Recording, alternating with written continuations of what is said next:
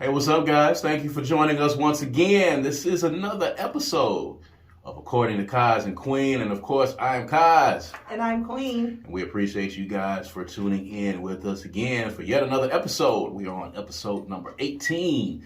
We are creeping our way up to episode number 20. We're going to keep rolling.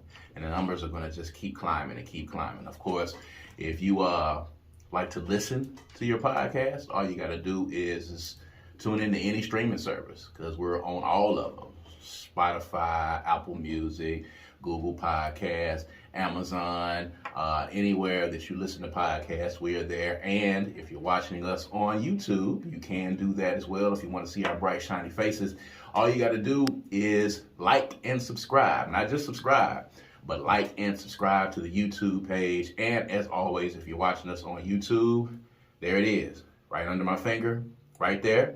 All right, go right now, subscribe to that YouTube page.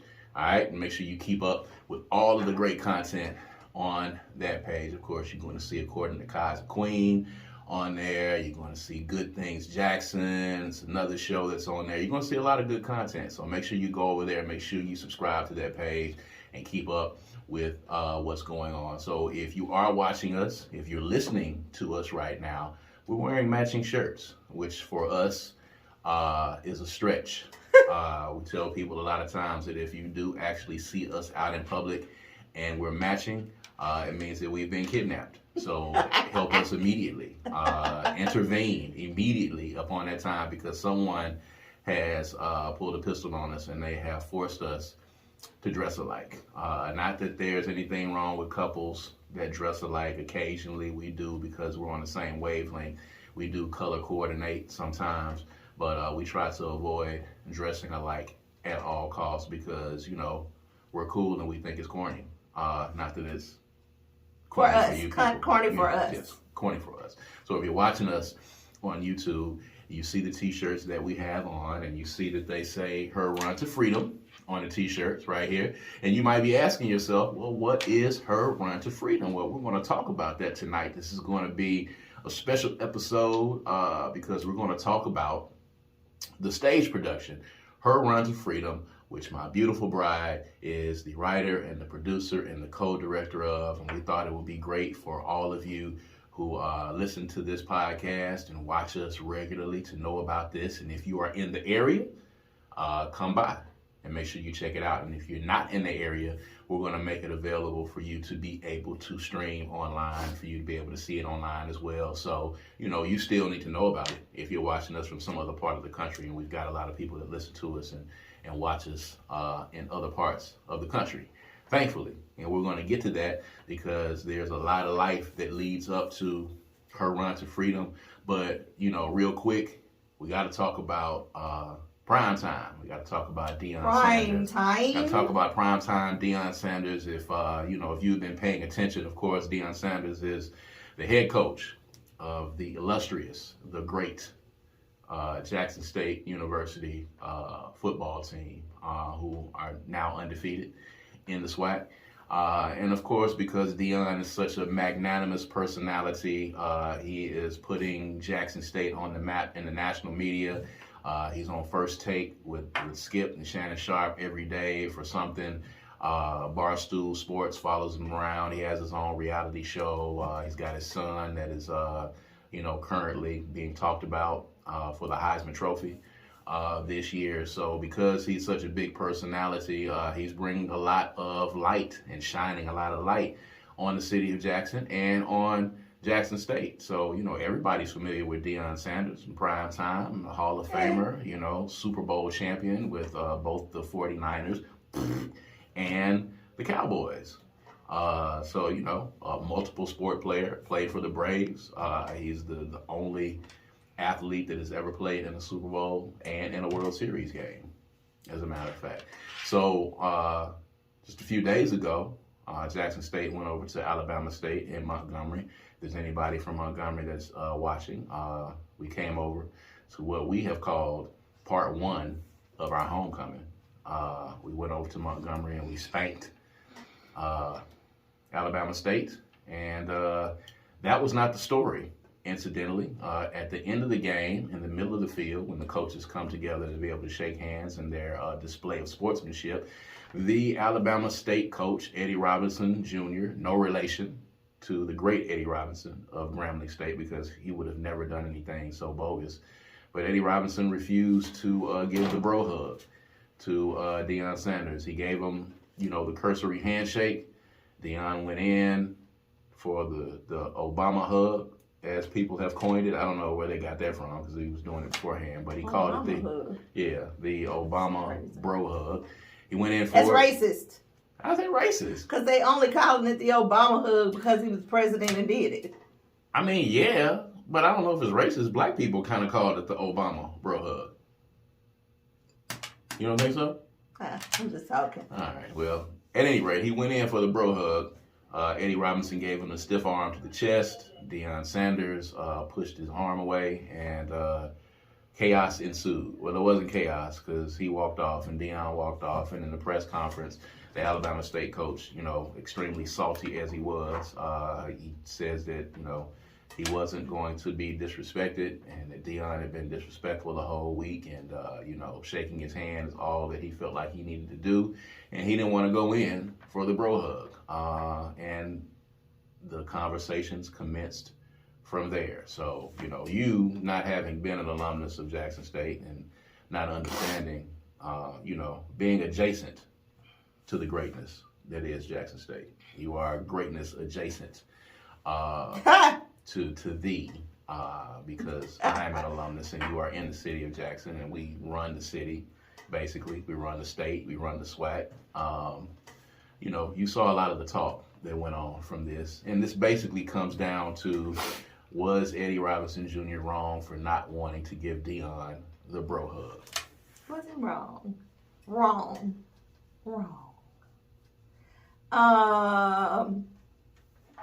It was tacky and unprofessional and unnecessary.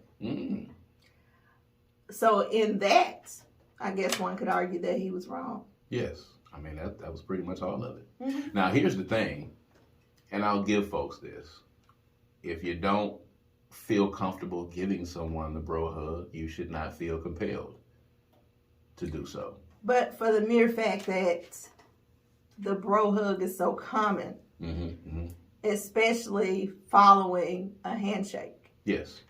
If you didn't want to give the bro hug, don't get a handshake. That makes a lot of sense. That's what made it so bad. A lot of people have said that now if you don't give the handshake at all and you walk off, now it becomes a really huge thing. So is it more huge than where we are now? It's not. You know what? Actually, I think it would have been bigger had he not come to the middle of the field for the handshake at all. If he had just walked off and they not even had the exchange, I think it would have blew up even bigger. I don't know, because he could have made an excuse for, after he calmed down, he could have made an excuse for not coming out there to the field, but he cannot make an excuse for the display that happened when he walked away. Yes. He could have said he had to go to the bathroom real bad. Anything. I mean, that's true. That's true. But I will say this. Eddie Robinson Jr. is a former NFL player. He was a linebacker. You don't really lose that dog mentality when you played in the NFL. It's a very competitive thing.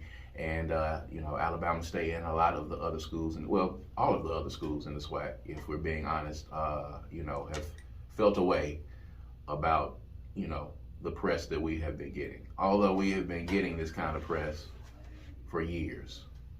Y'all been getting the same kind of press as you're getting now with Deion Sanders as head coach? All right, let me correct that a little bit, okay? We have not been getting this level of press, but we have been getting a certain level of press that we have been used to on a national scale. We do, of course, have the greatest marching band that exists in the Milky Way galaxy. Okay, that's the band. Y'all gonna take credit for the band getting press? No, the band has gotten press. We're talking about Jackson State as a whole. The band has gotten press on their own. The J-Sets have gotten press on their own. Now the football team is getting press. So now you loop all of those things in together. Baby, you're reaching. You're reaching. I'm reaching for the greatness that we are is what I'm doing. You're reaching for something, and I don't know what it is. My mind can't even connect to it. It's so far-fetched. Well, I mean, sometimes when people have not, you didn't go to Jackson State, so you can't understand what I'm saying. We're winners, is what I'm saying. We're winners, okay? And winners can only identify with winning. That's all that we can identify with. And, again, you guys, as great as Tougaloo is, shouts out to Tougaloo College, and those of you who are Tougaloo Eagles or Bulldogs who don't know which mascot you want to use on this particular day, but my bride went to Tougaloo College, a great HBCU in its own right, okay? If you want to talk about educational institutions, great lawyers and doctors and a lot of great people that have come out of that institution. My wife comes out of that institution, so I would be remiss in not giving Tougaloo its props. I don't understand how we got from talking about Jackson State to automatically talking about Tougaloo. Well, I had to talk about winners, okay? And then by comparison, I have to talk about the other people that are not winners. By comparison, and where does Tougaloo fall into this? They're not winners.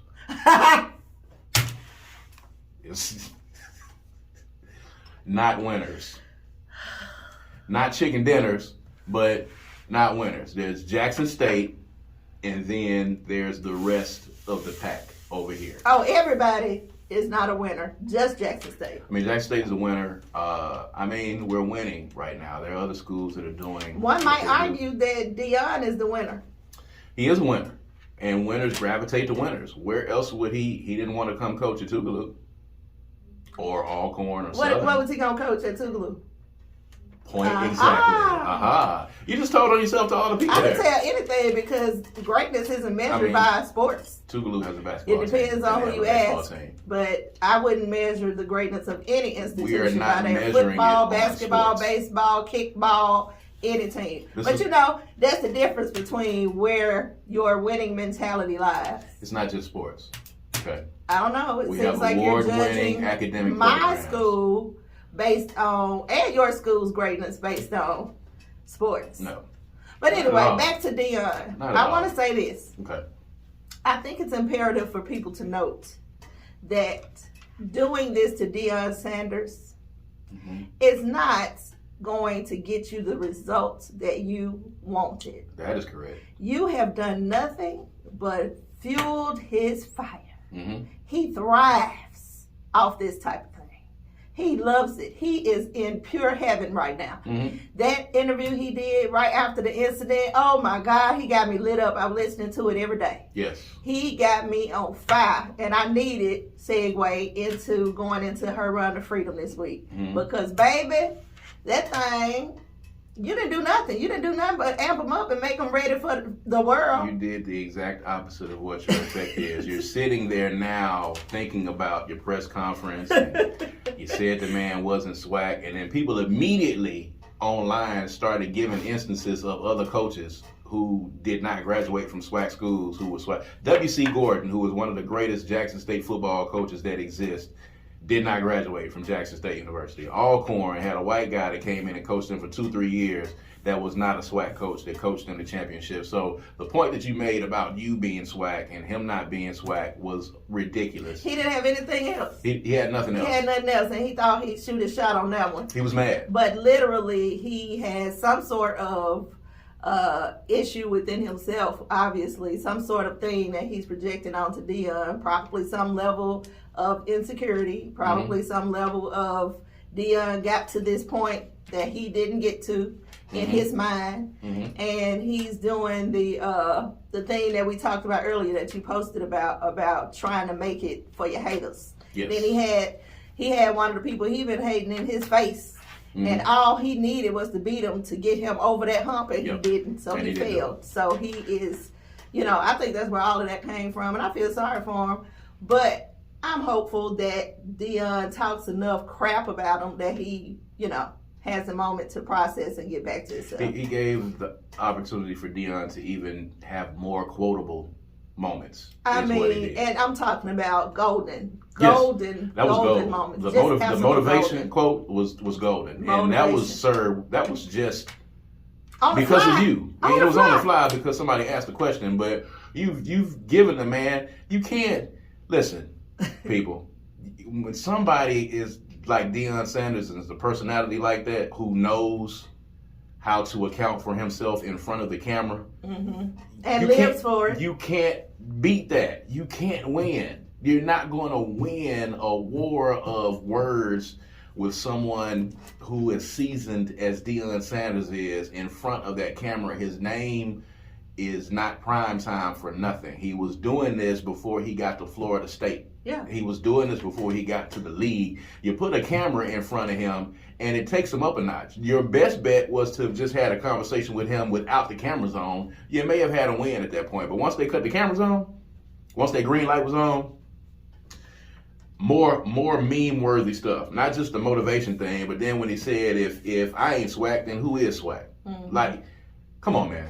And then, really, honestly, dude, if you look back over it, what would it have hurt you to hug the man? It wouldn't have did a bit of good. It wouldn't have done. I mean, it wouldn't have harmed a thing if you hugged him for a second. I mean, surely you appreciate what they brought to the game. You can't deny they didn't cheat.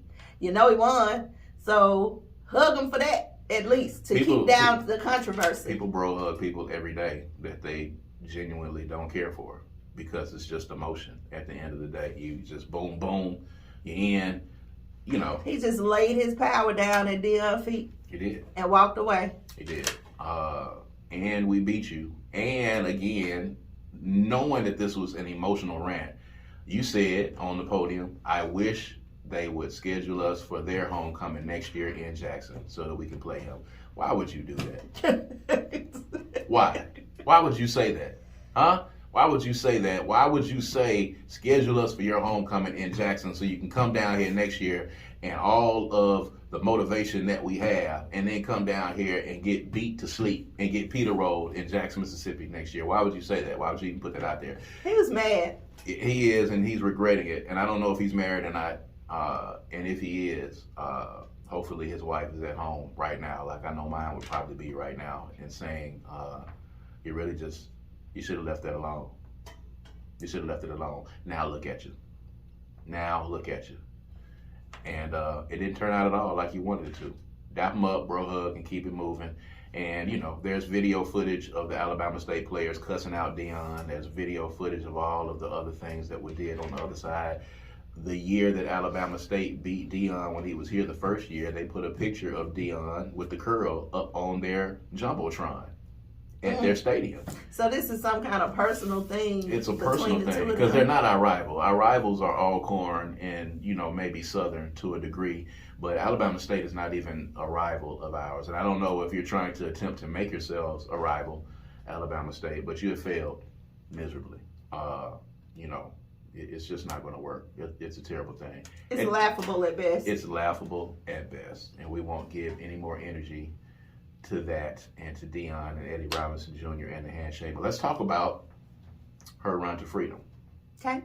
I want to carve out some time to talk about that, because there's a story that leads up to you putting this production together. If you're watching or if you're listening, by the way, her run to freedom is a stage production. It's going to be taking place, if you're listening to us, you know, this week, October the 15th, which is a few days away. Saturday. Yeah, Saturday, as a matter of fact, at Dueling Hall in Jackson, Mississippi. 2 shows, by the way, a 3 p.m. matinee show and an 8 p.m. show. So if you're listening to this podcast over the course of this week and you're in Jackson, you have the opportunity to come by and see it. And if you're not in the city, you have the opportunity to stream it later, because that's going to be something for the people that are not here in Jackson. But it's a very deep story, a story that some of it I'm learning myself. Some of it I know. Some of it I have been a part of in this journey. One black woman's journey, one Southern black woman's journey to self-awareness and self-actualization. And talk about your process from getting to the point where you decided to make this into a stage production, because there were years of you jotting down ideas and poems and monologues that you put in a book, and then you finally decided to put these together into a piece. So talk about how that came about. It came about from me working for all these years on putting together what I thought would be a book one day. And I tossed and turned over whether I wanted it to be a book of essays. I've been doing research and reading other people's books of essays and, trying to figure out what to do with it. And I, decided that, why not do a stage production, because I remembered early on as a child, I would write scripts and the joy that it brought me. So I thought, well, let's see what this does. And also, I was a big fan of the Vagina Monologues when I saw that in like 2009. They came and did a show here in Jackson. And I was moved by it. I was moved by the power. I was moved by the feminine voice. I was moved by, just the strength of the voices and the stories being told by women. But I also felt unattached. I felt like the Black voice was missing. And I felt like from that moment of watching it, I carried that with me. And I always felt like I want to do this, but I want to do it from the perspective of Black women, because yes, every woman has a story and most of us share some of the parts of those stories, but the Black woman's challenge, struggle, her journey to spiritualism, self-awareness, self-acceptance, it just looks different. It's different. It's not the same. And I wanted to do that from the moment I saw it. I'm going to say it was back in 2009. So finally I was able to put the pieces together and put it together to where I could present it to someone. I could never I could never chew on real deeply the idea of getting a book. It didn't feel right to me. People have been asking me for many, many years, when are we going to get that book? When are we going to get that book? And I feel it. It's in there. But this feels like this could be a book later. It probably could, but I think this had to happen first. I don't believe in questioning God, and I absolutely believe that this was an assignment from God, as most of the things that I've done in my adult life has been. So I have no reason not to believe that. So I'm just being obedient to what I'm called to do. And it has so far been very healing for me. It's been healing for the cast, and it's been healing for the crew.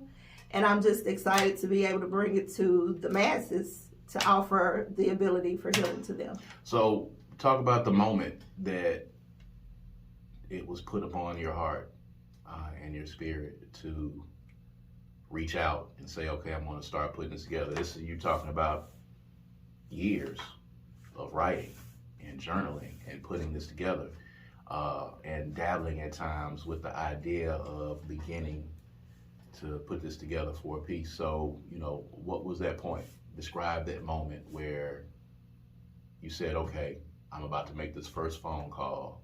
I'm about to make this first move forward to put this into a stage production. For some reason, I had been drawn to, you're going to think that's crazy, but I had been drawn to Tyler Perry. Oh, wow.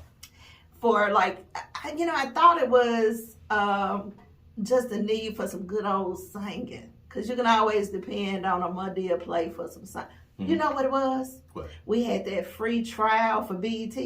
Oh, wow. And you went through I did a entire binge of the Madea movies. And at the same time, I was getting into and feeling more comfortable with accepting that I was moving into another position in life. I realized that I was being released from what I had been doing for the last few years and being groomed for something new. So I was in a space of accepting that I was going to another level or moving to something different. It was time for me to let go and embrace, so to say. So I was being drawn to those, and I began to think okay, so this is something I've always owned, the ability to write, to dance with words, and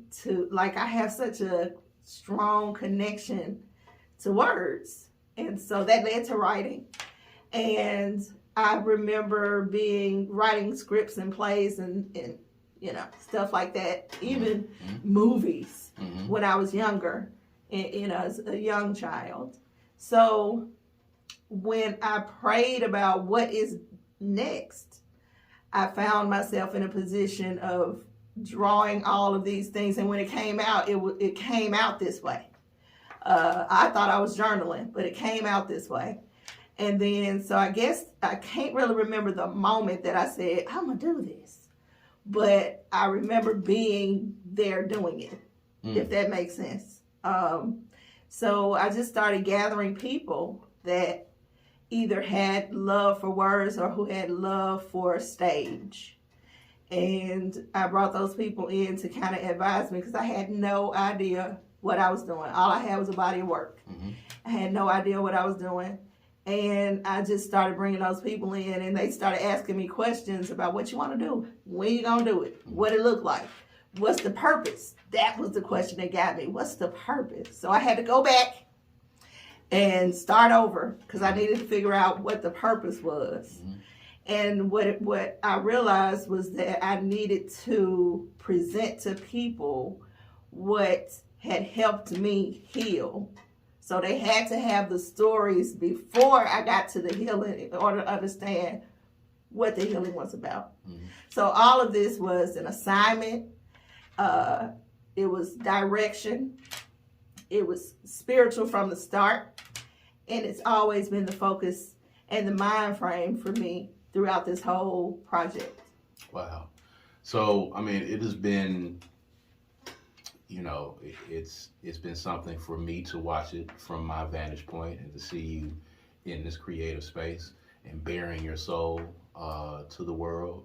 And once this happens, what is next? What do you want to do next? What's the next thing? Is there another production that you're going to put together? Is there something else with Her Run to Freedom? Is this a series or is this just whatever you're inspired to pen and make into something or create something of it? So this might sound crazy, but the only thing I know for sure is that Her Run to Freedom is the start. And I'm still on the path of getting to freedom. So the title, Her Run to Freedom, is an ongoing process. Freedom equals self-acceptance, self-knowledge, knowing yourself, understanding your pain, understanding what you need to do to get out of the pain, what your triggers are, what your trauma is. That's what freedom is. Also, accepting your ancestral heritage, your background, where you came from, what are your roots. All of that is what freedom is. Freedom is getting through the challenges, the struggles that we go through as Black women, and understand that my story is the same story for every Black woman. It may look different, it may taste different, but it's the same thing. One story is every woman's story. So I'm just presenting this so people can find themselves in it and lead themselves to healing/freedom. Right. So if someone is coming to Her Run to Freedom and they're coming to see this production, you've already kind of explained, what it is. What do you want them to take away from it? I want them to take away self-acceptance. I want them to understand that you are not by yourself, no matter how dark and dangerous your life is, no matter how much of a struggle you have, whether it's in accepting the loss of a loved one or being in an abusive relationship or trying to figure out your spiritual direction or how to parent. Whatever the struggle is in your life, A, you're not alone. B, it is my belief that if you carry your higher power with you, you can get through anything, because I think that all things have purpose. So I want every individual that comes into the audience to be able to laugh a little, cry a little, but leave there feeling empowered and liberated, feeling more informed about who you are and your contribution to the world, even if it's not what mine is, I want you to feel good about figuring that out for yourself so that you'll have a more, how do I say this? So that you'll have a more complete idea about your purpose in the world.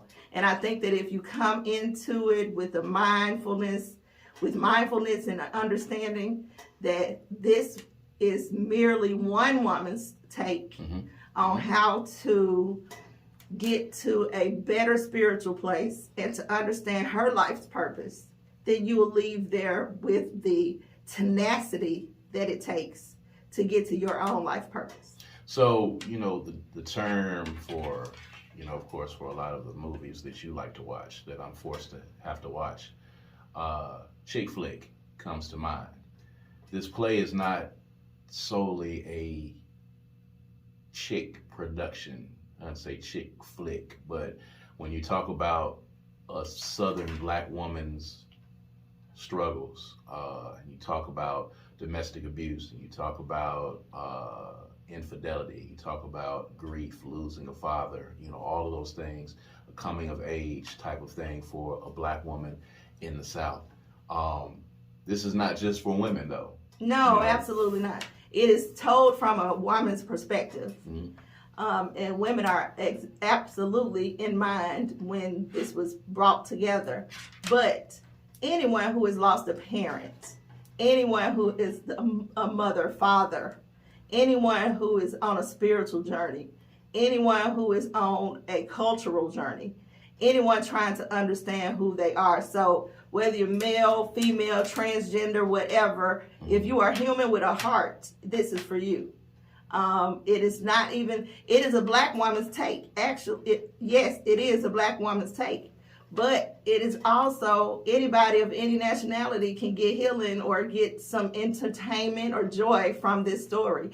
And I don't want people to think that it's just going to come in there, you're going to walk out like, oh, because there is some very, very funny parts in it, some very, very hit you over the head with realness parts.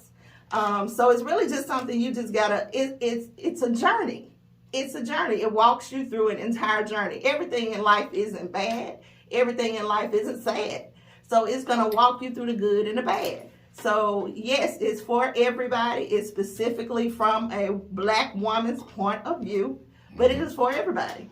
I can tell you from the pieces that I have seen, for those of you that are listening to us now, and I haven't seen the entire thing, and that's been deliberate. I'm a creative myself, so, we don't want to immerse your partner totally into your creative process unless, of course, you're working together. But in the pieces that I had the ability to see, and I got a chance to see, the special showing for some of the tastemakers, I got a chance to see just a couple of scenes. And, watching those scenes, I can absolutely say that this is something that's going to be moving. This is something that's going to touch you. This is something that I think in our community, I think that there are a lot of black people who go through this very same thing, and they go through it behind closed doors, and they go through it in secret, and they go through it and they don't talk about it because they're embarrassed. There's a lot of things in here that, a lot of black folk were taught to be embarrassed about coming up, and to not talk about coming up, and unresolved grief of, those black folk who have lost a parent or both parents at a very early age and had to navigate, a lot of their life without a parent. Infidelity in relationships, it happens so often to black men and black women, but people are embarrassed to say that they, were cheated on. Or even in the situation of the church hurt, I found so many people who were plagued with church hurt who still carry shame and pain and guilt. And, I did that. I also felt like because I was being, the pastor was coming on to me, somehow that was my fault. And I even thought that I didn't belong in church.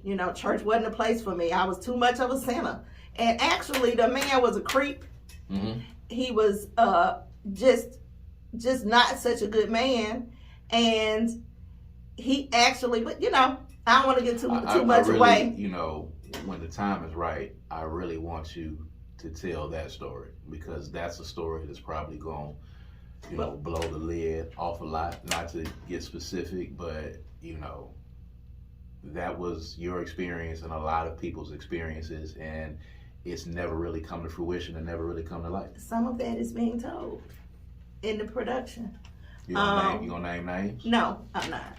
Not yet. It's gonna be time to name names. Well, when God tells me to call that man's name, I will. Until then, I will not. And a lot of folks are gonna be like, I knew it. Oh yeah, I'm sure there are several people who wouldn't be surprised. Because I wasn't the only one he did it to. Well, if you were around that time and you might have been aware of, the house of worship that my bride was a part of, then you know it. But, not to give y'all, any spoilers. But the point is that I want people to be able to identify that the stuff that they go through, they're not going through it alone. And it ain't your fault. If somebody took advantage of the fact that you held them in high regard, or that you respected them, trusted them, then they abused you. That's abuse. You didn't abuse yourself. Right. So this and other things will be coming to light in this production. Right. So make sure you go check out Her Run to Freedom, October the 15th at Doolin Hall. If you are watching this after the fact, just make sure you go to Her Run to Freedom on Facebook. Her Run to Freedom on Instagram, and there'll be some information up soon about when you will be able to stream it and check it out and see it in all of its glory and see it when it tours. Yeah. You plan on taking this on the road? Absolutely. So it's going on the road. Make sure that you follow. Make sure that you continue to follow According to Kaz Queen on all the streaming services and all social media and on YouTube as well. This was something really important that we wanted to bring to y'all. This is something that y'all need to know about. This is a huge undertaking. So, follow those instincts and follow those dreams and those pieces and those things that you started on years ago. It's time to bring them to fruition and time to bring them to life. Everything in its due time and its due season. So, with that being said, I'm Kaz. I'm Queen. I just need to make one shout out. Okay, go ahead. I'm sorry, you stuck that in on me. Oh, I did. I just want to shout out the cast and the crew. I want to say thank you so much to my production team, to the producer, Samelia Stewart. She's phenomenal. Her spirit is delightful, vibrant, very godly, very godly. And also to Jermaine J. Structure Jenkins, dude, you are phenomenal. And your vision for this coming to life, I couldn't have brought this to life this way without you being a part of it. So I just want to say thank you to the two of you, to Deatrice Roberts. Thank you so much. Everybody's busy. Everybody is, committed. Everybody is dedicated. And I just really want to thank you. I want to thank every single solitary cast member for spending all your time with us, all your free time, for learning all those lines, and for bringing the thunder, because y'all are powerful. So I couldn't get out of here without saying that. So thanks to cast and crew. Y'all are phenomenal. Thank you for making this such a wonderful experience, my first time out. And I'm ready to keep going and going and going and going and going, because this is just the beginning. All right. And on that note, I am Kaz. And I'm Queen. And this is According to Kaz and Queen. And we will see you guys next time. All right. Peace.